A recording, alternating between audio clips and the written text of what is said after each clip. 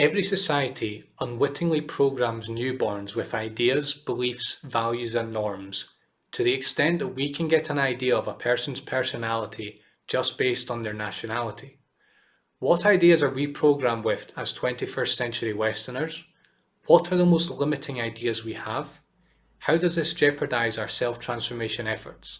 Welcome to the Grey Updraft. You're here with Ross. I make weekly videos with tools for self-transformation, so make sure to subscribe to keep up to date with the latest videos. Great, so in this video we're going to look at social programming and its effects, and I'll also be giving you solutions to identify and undo your own programming. Let's first look at how we are programmed in. Basically, a huge period in the developmental journey that begins when we are children, babies, is to take on the language and concepts of our home environment. For example, we need to be able to speak the native language so that we can look after ourselves when we are adults, so that we can form part of the society.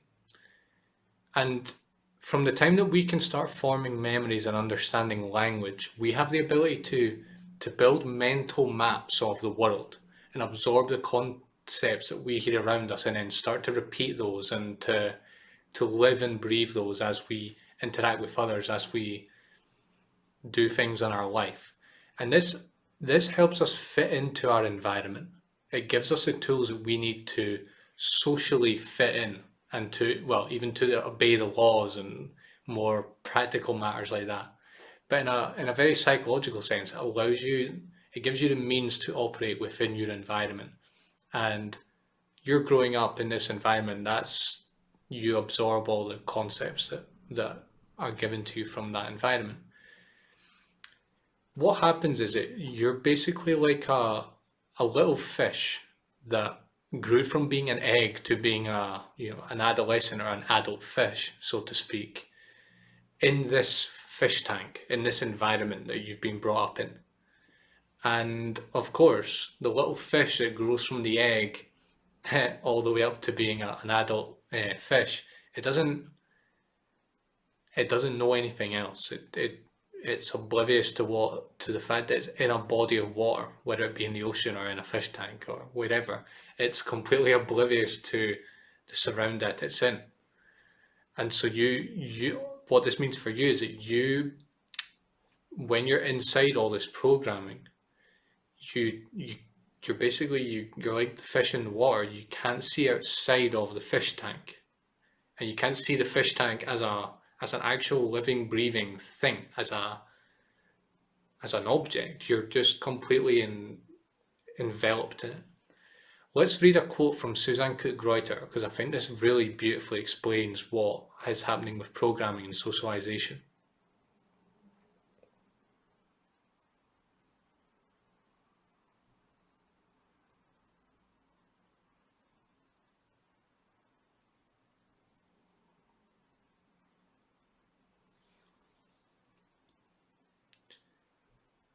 Great, so that's sort of repeating what I was saying, that first of all, it starts on day one almost. As soon as we are in this environment, we come out of the womb and we're suddenly in this environment. Other people are talking and they're sharing ideas, beliefs, patterns of thought, etc. And we begin absorbing it. And also as we go through school and as we go through family life and friendship, we are molded, and people either accept or they reject what we say and what we believe. And over time, that gets, we create like a ball of cohesion, and that fits in with the environment that we are brought up in. And yeah, this isn't just a childhood matter though, and I really want this to be clear. This is not a childhood matter. Otherwise, I wouldn't be speaking to adults, I'd be speaking to children right now. It's ongoing. It's like a tsunami. It's like an endless tsunami. It's just going and going and going, and it keeps going. And as I said, this little fish that grows from an egg into the adult fish, it gets so used to the messages and the content and all the ideas that it it, it, it allows itself to be programmed forever and it doesn't realize what's going on. Let's look at some of the tricks to programming and why it's so tricky, why it's so difficult to identify it, why it is so deceptive. First of all, is that programming, it never has like a warning label or a sign that says something like, warning, cultural indoctrination taking place here. As you turn on the news, for example, or as someone's talking and revealing their values and belief systems to you, they never warn you in advance and say, this is programming you, this is altering how you see the world and how you see yourself. No, never does that. And of course, that's how it needs to happen. It's like indoctrination. If you want to indoctrinate children into a belief system, you never tell them, hey, we're going to get inside your mind and change all the workings and we're going to make you believe things that aren't even true. No, it doesn't do that.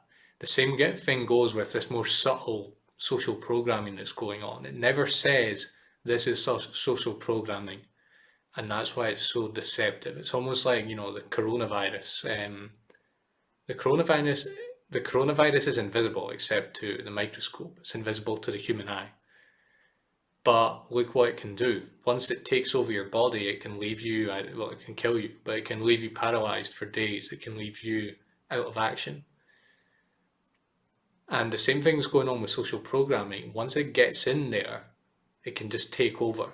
And obviously it doesn't make you ill in the sense that it completely paralyzes you like a disease does, but it has a similar effect. It takes effect on you. It starts changing the workings of your body and your mind. Another trick to programming is this. It's just so all-encompassing. It's like when you're an adolescent at school and there's fads and fashions, and the latest haircut and the latest jeans and the latest songs and the latest mobile phone, whatever it may be, the latest music. When your parents look at you when you're an adolescent, they can see what's going on. They can see that you're getting swept up in all your friends' expectations of you. And, as a parent, you laugh because you realize that that's just kind of part of being an adolescent. But the same thing's happening with social programming. You get swept up in, it's maybe not fads and fashions, although that certainly is a part of it. It's more like belief systems and ideas of how things are. They are that way. And you just get caught up in this and it becomes a self-fulfilling prophecy. I mean, that's another trap of programming. It's a self-fulfilling prophecy because of the fact it's coming from peers, colleagues, the news, political leaders, and so on. It's a self-fulfilling prophecy because once you believe in it and once you start enacting it, you get a reward because you get a reward of fitting in with other people and having their acceptance. So it becomes, it's true because of this reason, and this reason is backed up by another reason, but the whole thing is it's like a house of cards essentially. And once you step beyond a lot of the social programming you've received and you can see that other people are still swept up in it, it does, in a way, like you see them as children a little bit. You just have to laugh inside and realize how delusional they are, essentially.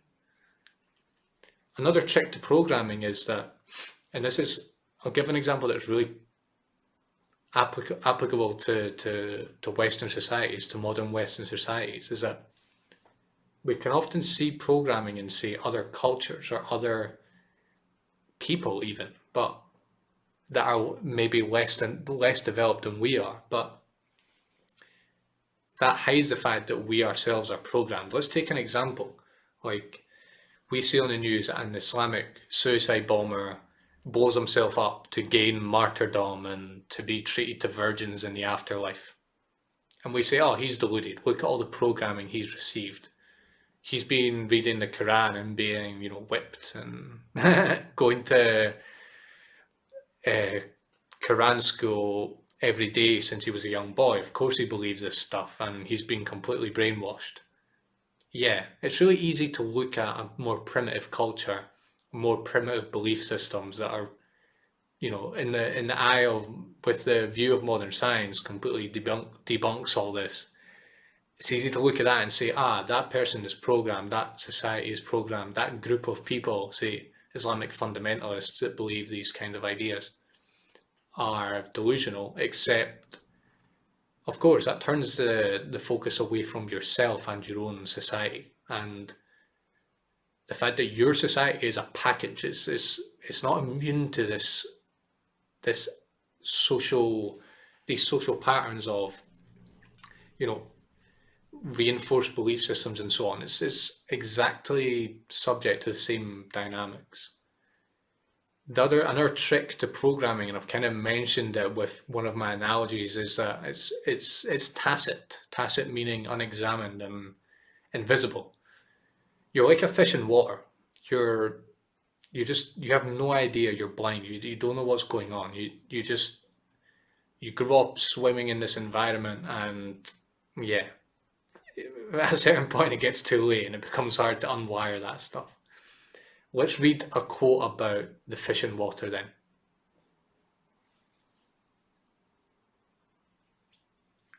So what this is meaning is that we can't step out. If we're absorbed in this programming, we can't step out and see it as a system of beliefs and ideas propagating themselves. And what actually happens is that, and it's really easy to see this in people once you know what's going on, you actually see people basically defending their own programming. Like, how dare you mess with those ideas? How dare you question modern life? How dare you question blah, blah, blah, whatever it is? Because yeah, you're the naive fish defending the water it's grown up in its entire life. And yeah, you're like a vehicle for the propagation of culture because you've absorbed it and now you're basically trying to teach people and indoctrinate other people in the same way that you have. And of course, you don't know this is happening. That's the tacit part of it.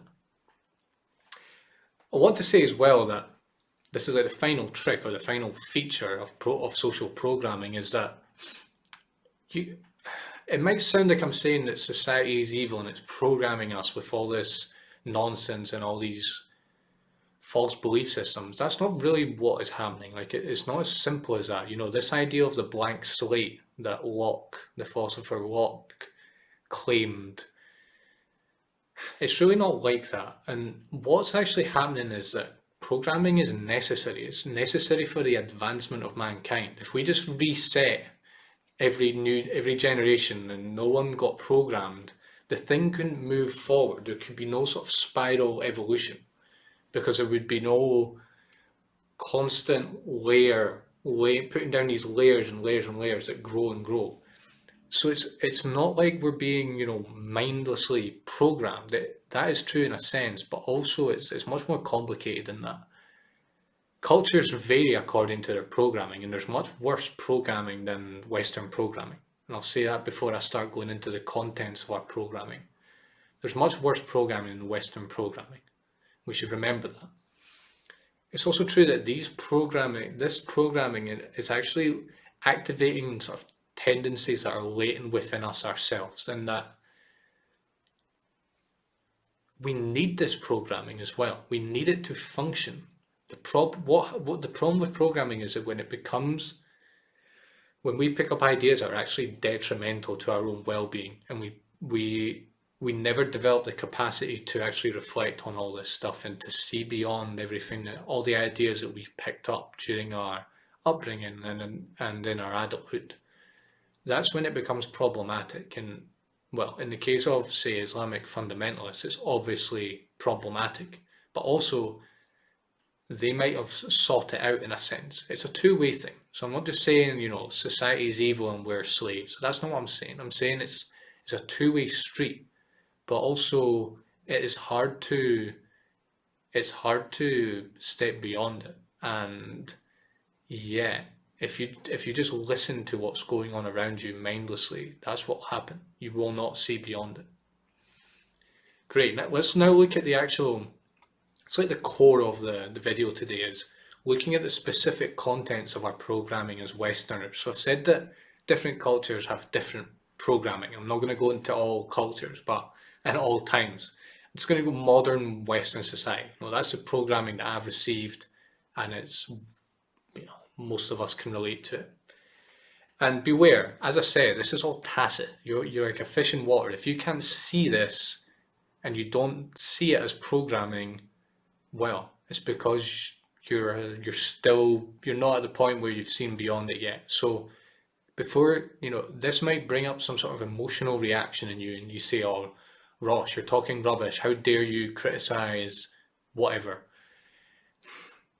Look, just realize that that is your reaction. It's not my reaction. It's your reaction, and it's there for a reason. It's there because you've not seen that this is programming. So bear that in mind. Let's get on to it.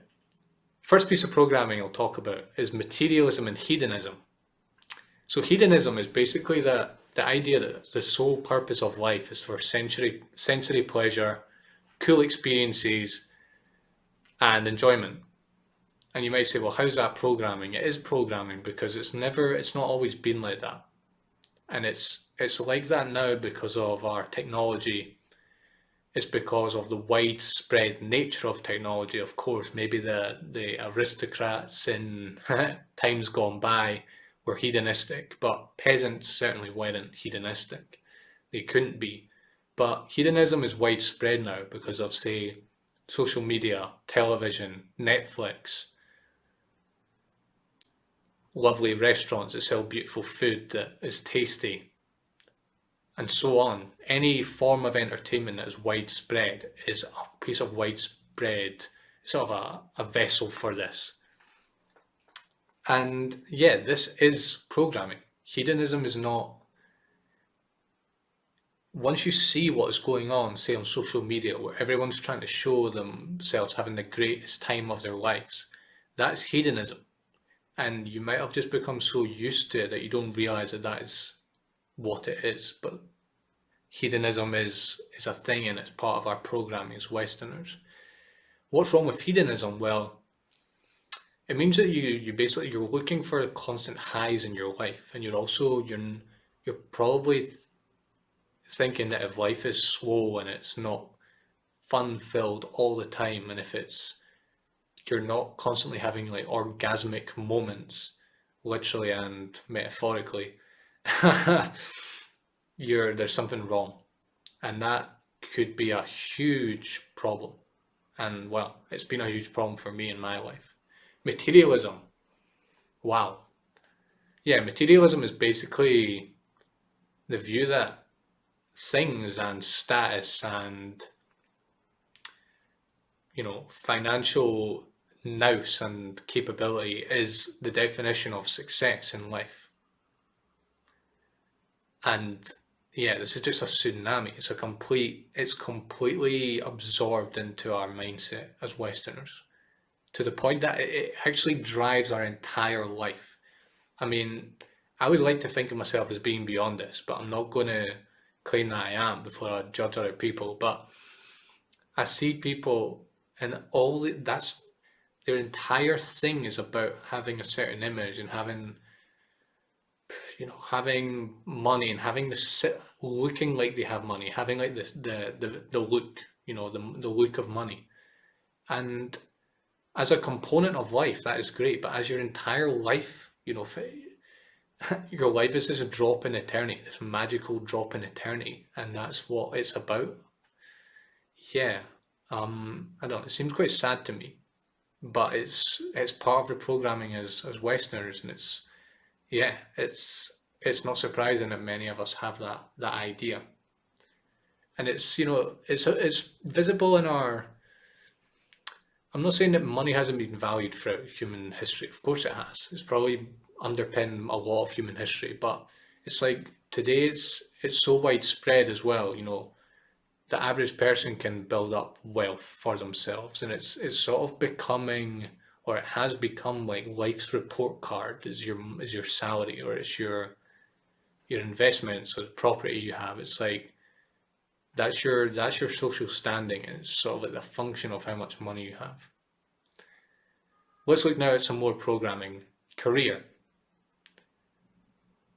The interesting thing about career is, as Westerners or in Western life, in terms of the programming, is that it's really not very advanced. A lot, despite the technology we have and despite sort of the moral advancement we have and how our society has evolved so much, a lot of our ideas about career that we are programmed with actually they come from scarcity.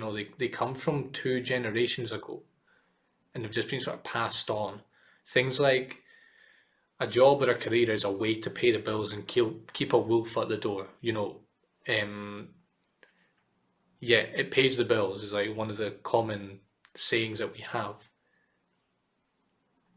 Or it's a way to improve our lot and gain status. So it's like, oh, he's a doctor, he's a lawyer, he's an engineer, he's a programmer, he's a scientist, da da da, etc.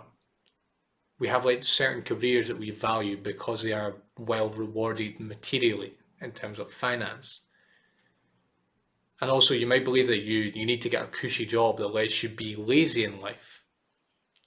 And you might say, well, how's this programming, Ross? Well, yeah, it doesn't have to be this way. A job, of course, it needs to pay the bills. Of course, it'd be nice to have a job that rewards you well financially. Of course, it'd be nice not to work like a slave. But there's much better conceptions of what career is than these three. And I'm going to talk about those more in future.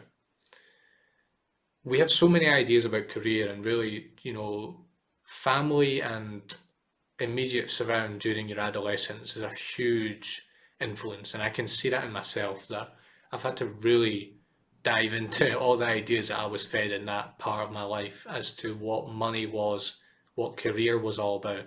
And I can see I was just completely completely brainwashed. I'm not saying it was necessarily evil, but when you see beyond it, you can see there's so much more to life. There's so much more to career that we can get. That's way beyond any of this. It's even beyond being a millionaire. What are you doing? How are you earning all your millions of pounds exactly? How are you doing it? Are you running a business that has no thought for its stakeholders and customers? Well, good for you, you're a millionaire, but you're not doing anything wise or helpful to other people. You're being egotistical there. So yeah, huge area.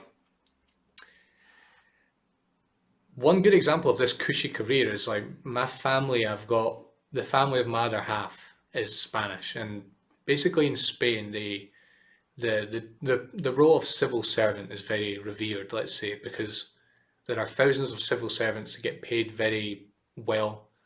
They have job security, they've got a good pension, and so on.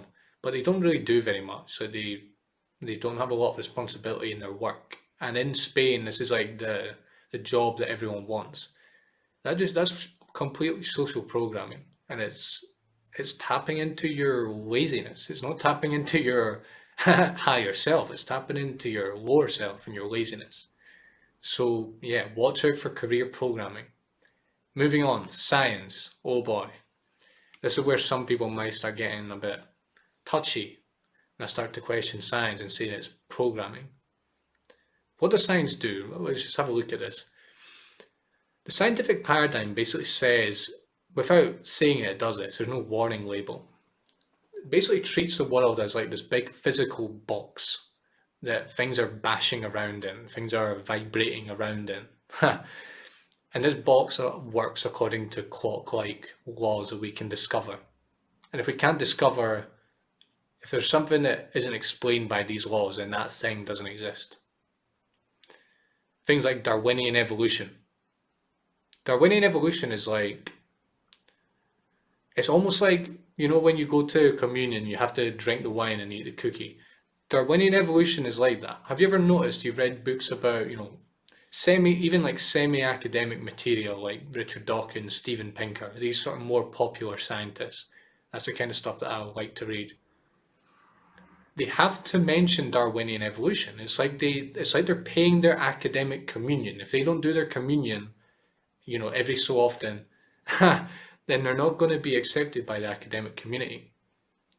And what happens with Darwinism is it's become so popularized that it's the elastic band of Darwinism is like stretched and stretched and stretched. By that, what I mean is we're trying to explain everything through Darwinism, and the whole power of it completely it makes a mockery of the original idea. Genes and DNA. So just this idea that things are transmitted through genes and DNA, and that everything is, everything can be explained by genes and DNA. The Big Bang. Now they're talking about what existed before the Big Bang. So the Big Bang wasn't the start after all. Well, that's interesting. Science also reduces everything to atoms and matter. And yeah, that's a limitation. The thing is about science is that, again, it's a package. It's propagating itself through our minds, and science underpins so much of our understanding of the world, and that is amazing. But it never looks at it. Never, we rarely do scientific people reflect on the limitations of science. They become martyrs to the cause. They become just as preachy as any Bible reader does, Bible basher.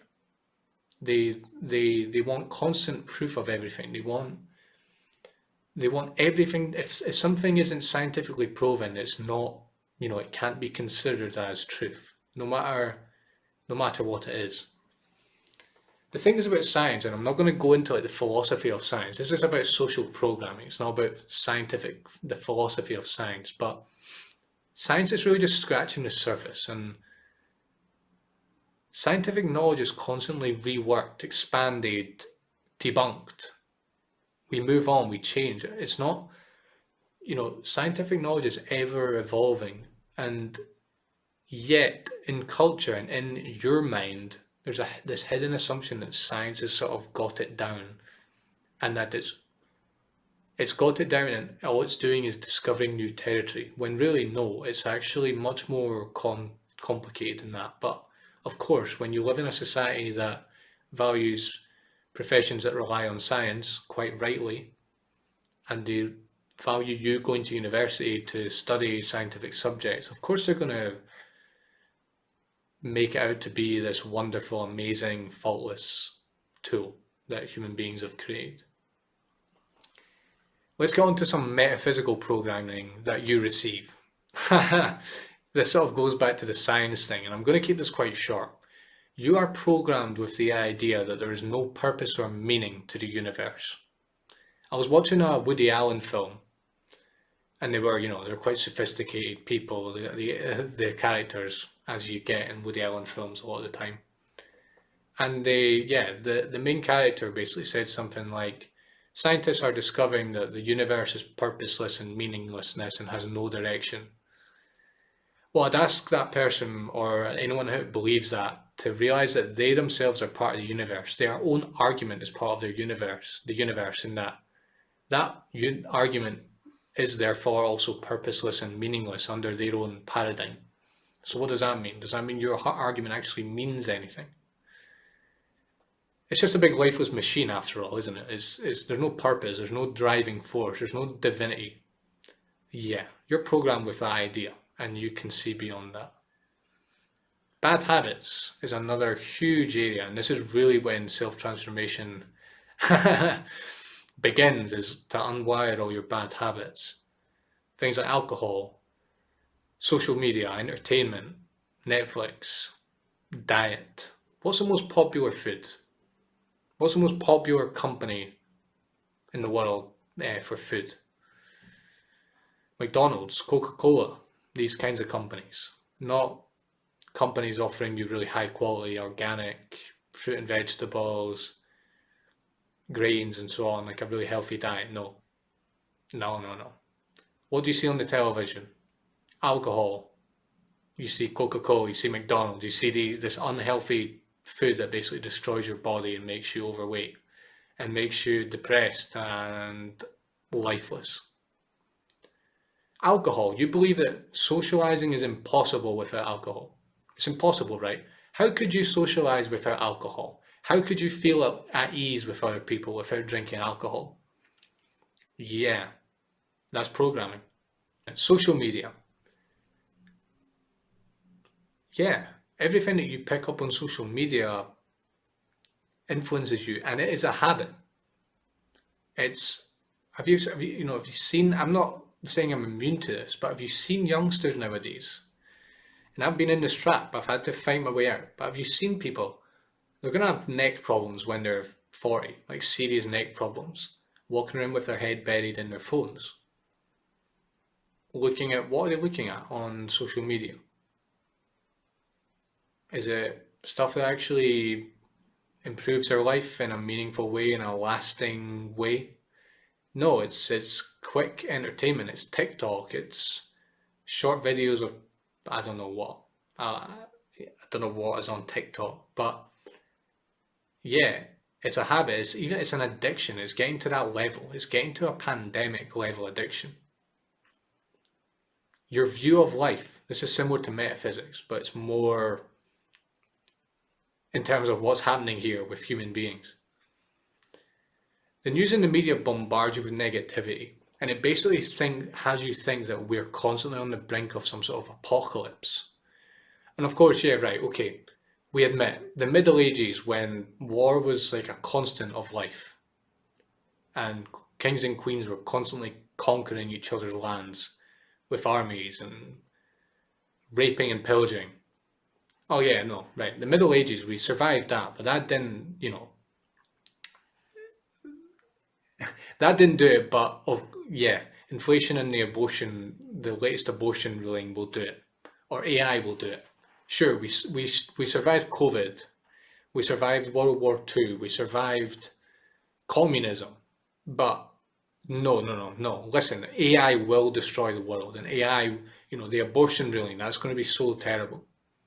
I'm not saying that these things aren't bad. There isn't genuine negative news or unpleasant news. I'm not saying that. What I'm saying is that it gives you this idea, this almost pervasive sense that life is constantly on the brink of going down the hole, basically.